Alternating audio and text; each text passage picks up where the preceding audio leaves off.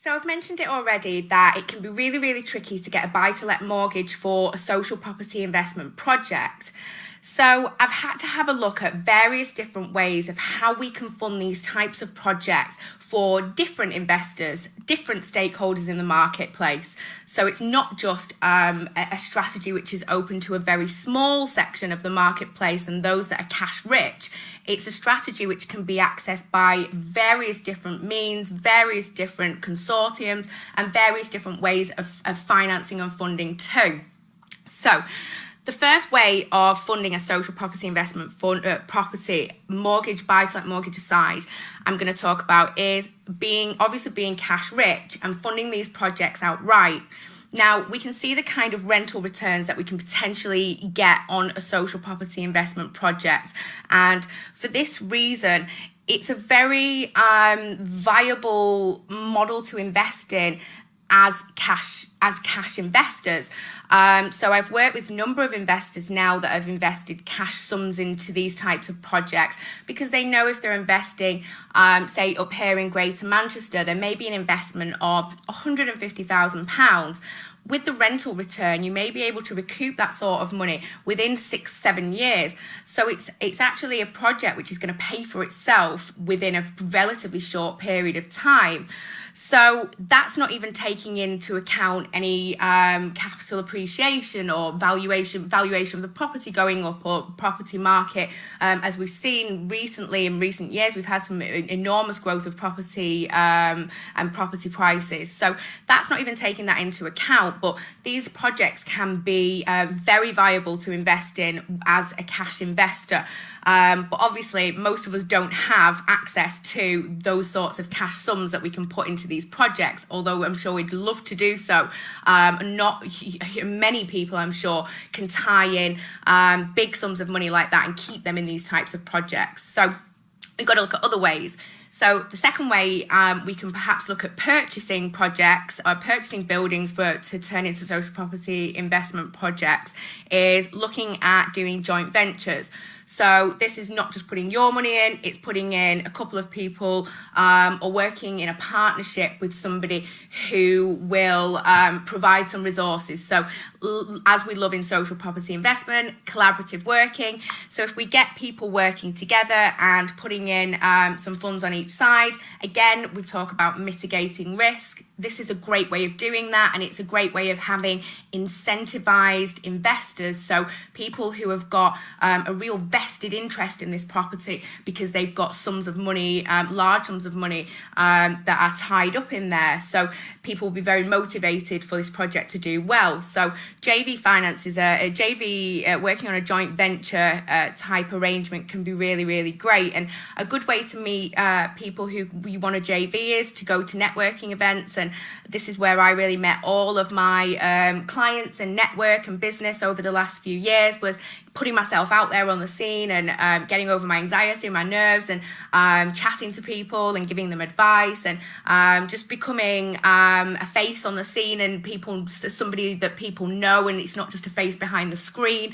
And you can build good rapport with people by going to networking events, and it really is how a lot of joint venture partnerships are created. So get out into your property networking scene, talk about what you're doing, find out what other people are doing, and share ideas. And you never know where that might lead. You may be talking to somebody who's got £1 million worth of JV finance in their pocket and they're just not sure what to invest in. So you may come along and start talking about social property investment, and it may just tick all the boxes for them. So put yourself out there, let people know what you're doing, and let people know about the philanthropic side of it too, and also about the great returns you can make on these types of projects. So there really is benefit for everybody, and if you get out there and shout about that, then you will attract the right types of people who will want to work with you and add value to your projects. So JVs are a great way to work and something I'm really, really, really keen on doing.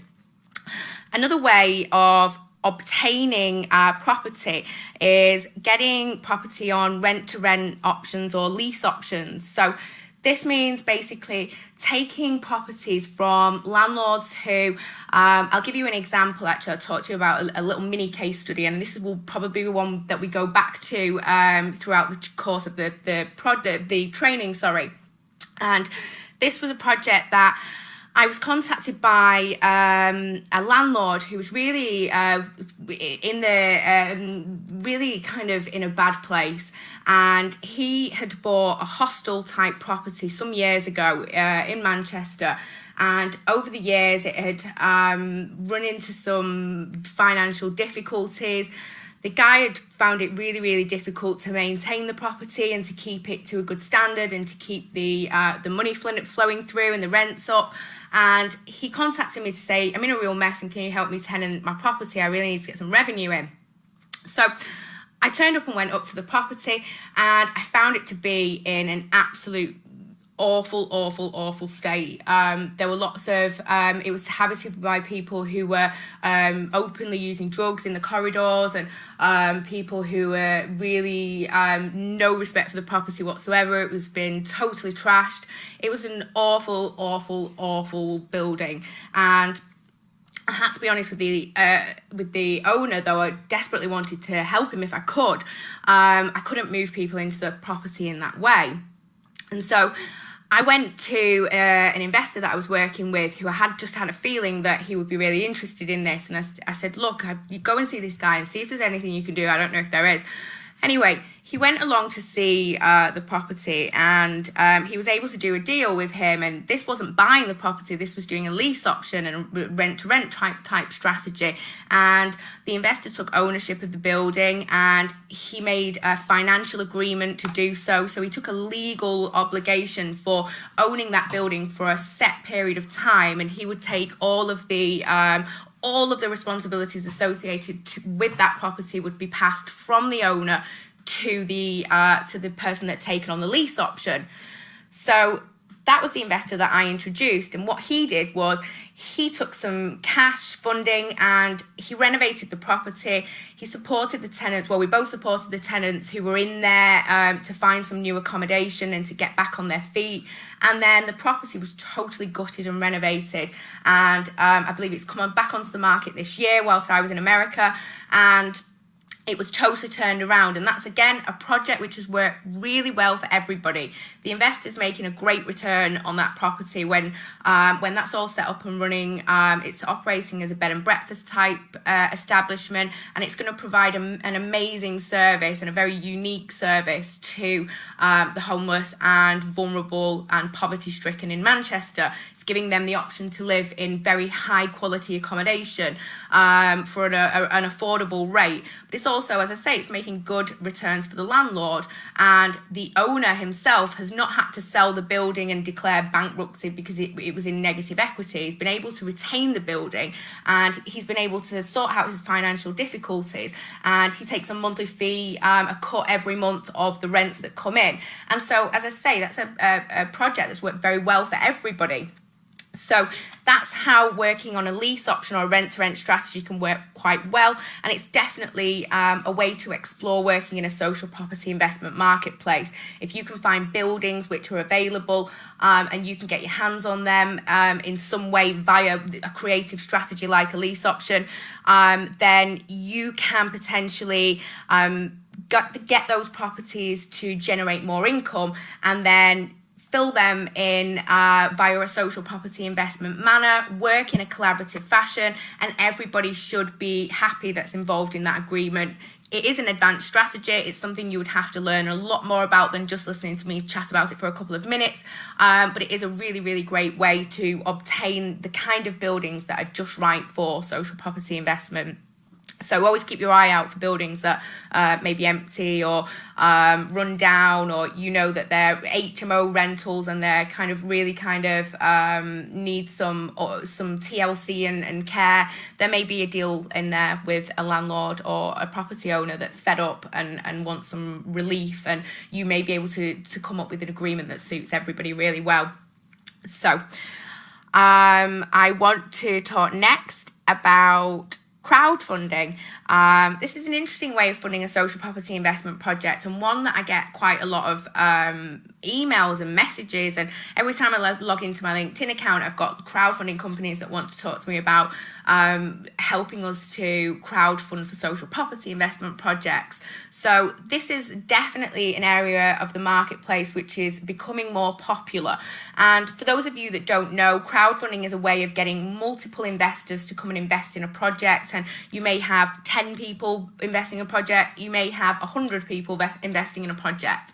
But crowdfunding is a way of getting almost a community of people to invest funds, and it can be quite a smart way of obtaining equity, the capital that you need to purchase outright property if you, as I say, are going to struggle to obtain a buy-to-let mortgage. So it's definitely one to have a look at, and I think it's definitely something that we'll be exploring more of in the future, and I think it's something that could become a real viable option for a mass scale social property investment funding route further down the line. Consortium finance is not so different. However, consortium finance, we're going to be looking at working with your consortium partners, that we talk about building a team that uses the strengths, talents and resources of all parties. So it may be that within this team, we have an investor who's putting in 100k, and we have a charitable organisation that's putting in 50k and some support. And so the charitable organisation can take some funding back for themselves, the landlord takes some funds for him, and there's also some revenue generated to pay for the support services that go on within the building. And as I mentioned earlier, this way everybody's put funds in, and so everybody has a really vested interest in the success of this project. Everybody's got a real motivating factor in working hard and supporting the tenants and making sure that they are living successfully within the property. So this consortium finance, again, is an area which I'm going to be exploring a lot of in the future. And if you want to explore consortium finance and you need some support, please just let me know and I'd be happy to guide you through that. Another way of funding your social property investment projects, and it's a way that I've touched on this year and had great success with, is corporate sponsorship. And this is something that goes on massively in America, and there's lots of corporate companies that get heavily involved in homelessness prevention and response services. And this is because they know that they are working in cities where they're generating huge sums of money, millions, sometimes billions of pounds, and dollars, and so they are held accountable for the fact that this is having an impact on the people who on local people who are experiencing poverty and who can't afford to keep up with the city as it grows and it moves and gentrification takes hold. So corporate sponsorship is massive in America, and they're really aware of the fact that they have a responsibility to support the vulnerable. And as I say, this is something I'm really exploring here now in the UK, is working with corporate companies who will support us to give us some services or some kind of something that will benefit us and something that will give us value that either we can go on and give to somebody else, or we can use within a project and make that a more successful project. So I work with, for example, a corporate sponsor. I worked last year actually with a corporate sponsor, Manor Interiors, and they contacted me and they said, we have a warehouse full of furniture that's clogged up every week and it's really stressful for us getting rid of it. Can you take it for some of your homeless people and properties? So that for us was great, because we were able to say, here, you can have your furniture, it's your furniture, it's not with the house, it's coming for you. If you leave the house, you can take it with you. And it was really nice for people to be able to move into property and have their pick of nice furniture from a furniture store, rather than trying to beg, borrow or steal. And, you know, some of the people that have moved in have had a real tough time in getting back on their feet, and they've had very little in terms of personal possessions. So that was a really nice corporate sponsorship arrangement, and we, in return, say thank you for donating us some of their items. We obviously went ahead and shouted about that on social media and said thank you to them, and generated them hopefully some more business via our network, because people were really impressed with the philanthropic gesture that Manor Interiors had to put forward. So that was a really nice way of doing things, and corporate sponsorship is going to be very big in the next few years in the UK, and I'm going to make sure of that, because I'm going to be, as I say, taking lead from the USA and really holding corporate companies accountable for some of the issues that are going on within our cities, and asking them to help a little bit more and help with in different ways. We're not just asking to give money, we're asking, can you give us skills? Can you give us volunteers? Can you give us guidance and business acumen? Can you show us how we can generate our own revenue? And can you show us how to become more commercially minded? So for me, corporate sponsorship is not always about just giving money, and it certainly shouldn't be just about giving money. There should always be value on both sides created, and that's, you know, really evident that you see when you look at these models and how they operate in America. So the last potential funding model I want to talk about is is social enterprise funding. And this is a way of, if you don't want to register as a private limited company, you could look at forming a social enterprise or a community interest company. And this means you'll be operating not as a commercial business, you would be operating as I operate, as a social enterprise, and working for social good and reinvesting profits back in. But this can be a way that you can obtain potentially some funding and get some extra support, and operate more as a public body rather than a private limited company. And you may be able to still take a salary from that arrangement, or you may be able to take dividends, or there's creative ways of how you can set all of that up. And again, that's an advanced strategy, so you'll need to go away and do some extra work and do due diligence on that strategy. But social enterprise funding, again, is going to be an area that we're looking at heavily in the coming months and years. And I think this will become a really popular way to finance social property investment projects. One of the biggest reasons I think this will be the case is because we can look at avoiding clause 24 when we're looking at using social enterprise funding. So for those of you that aren't aware, clause 24 has just recently been passed, and it's going to be phased through over the next few years. And that's going to be a huge change to how landlords and property investors are taxed.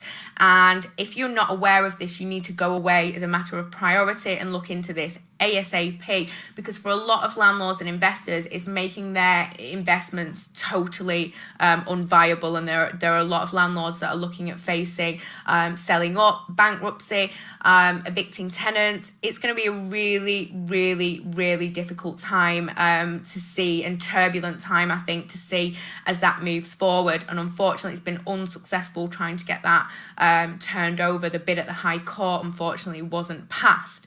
So that's something that's coming, and that's something that's going to be really have a really dramatic impact on buy-to-let in the UK. And as I say, one of the ways that I'm looking at being able to keep a continued supply of property for vulnerable people, and for those people who are homeless and who need extra help, and who would be eligible to live in a social property investment type project, we are looking at how we can protect them and how we can make sure we still have investors in the marketplace that are going to be offering quality housing for them to reside in.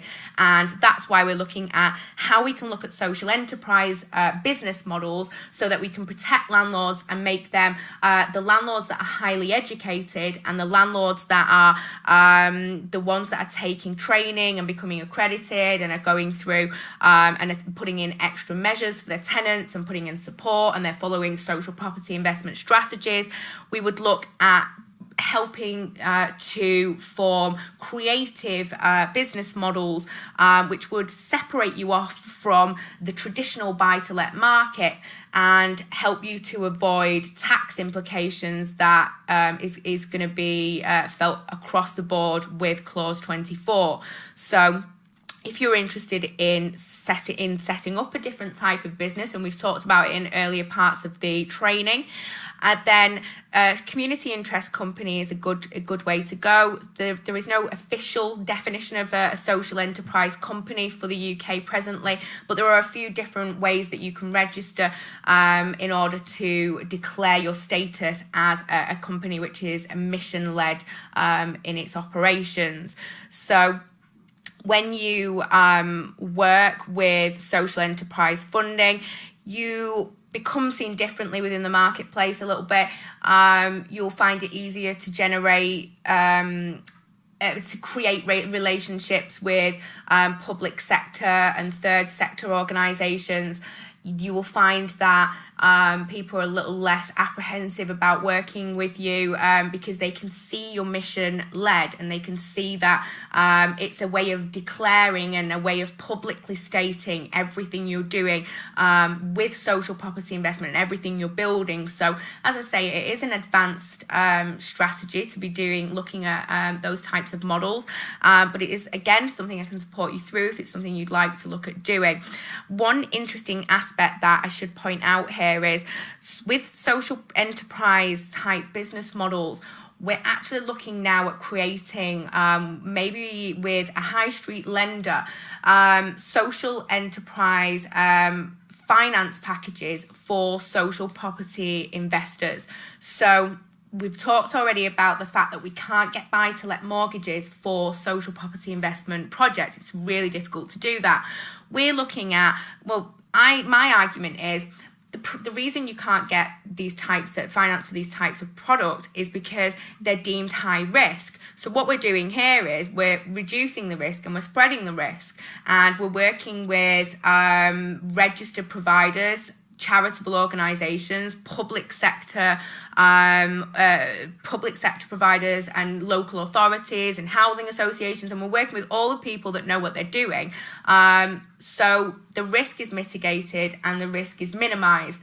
And so this for me opens up doors, and it's conversations that I'm having presently, and I'm sure they will take forever to come to a resolution with them. But for me, that's very much at the forefront of my mind as I move forward now, is how can we look at creating our own finance packages and our own streams of funding for social property investment. So if you have any ideas, please do let me know and we can look at exploring them, or I will be happy to explore them on your behalf. And we can see how we can grow this model further, and can we open up any further streams of funding. And of course, as I'm carrying on my research work, I will continually update you of funding that I come across and creative methods that I encounter as I'm on my way. So next, I'm going to talk about benefits, rents and payments. So stay with us for part 3.